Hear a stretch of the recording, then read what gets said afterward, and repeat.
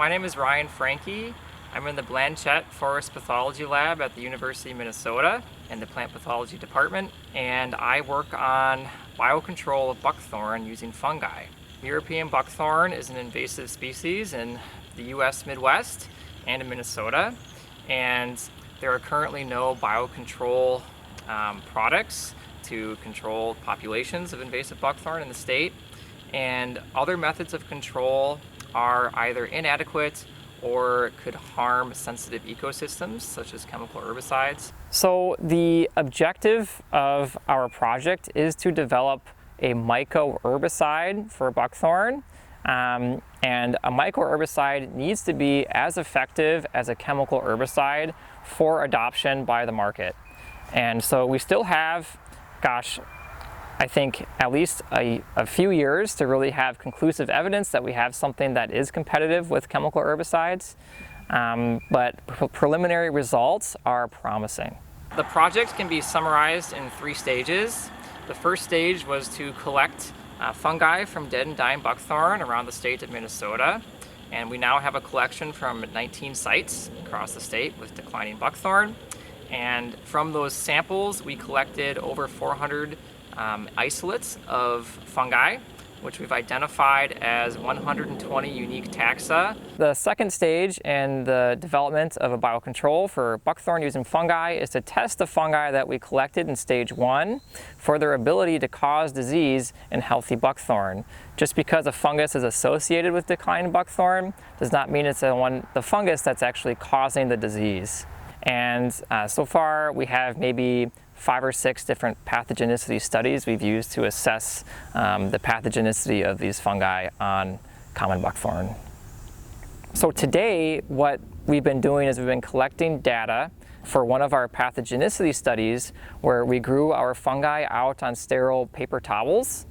And once those paper towels were myceliated, we came out here and cut buckthorn to stumps and then placed the myceliated paper towel so it covered the cut face of the stump, and then wrapped the stump with parafilm wax and put a piece of reflective duct tape over the top to protect the inoculum from fluctuating environmental conditions. And then we basically let those stumps incubate for a year, and we're back here today counting the number of stump sprouts per stump and whether or not the stump appears to have died due to the fungal treatment.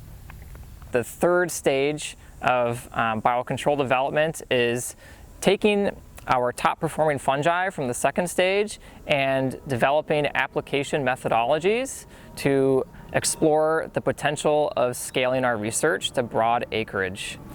And so this is the part of our research that would make our information useful to land managers. And we're exploring a couple of different methods for application. One uses the hypo hatchet, basically dispensing our fungi into trees using a hatchet that makes a wound and injects fungal inoculum into the wound at the same time. And then also we're experimenting with spraying our fungi into cut stumps. And so you can see these are uncolonized wooden dowels here. They're just dowels that are normally used to hold furniture together. And then we also have some colonized dowels here. They're hard to see because the mycelium is so thick. And so we stuck those dowels into buckthorn stumps, and we came back 11 months later, and we found that 90% of those stumps had been killed. Yeah, so this is my graduate student project, but there's been a lot of agencies and people that have had a hand in making this research move forward.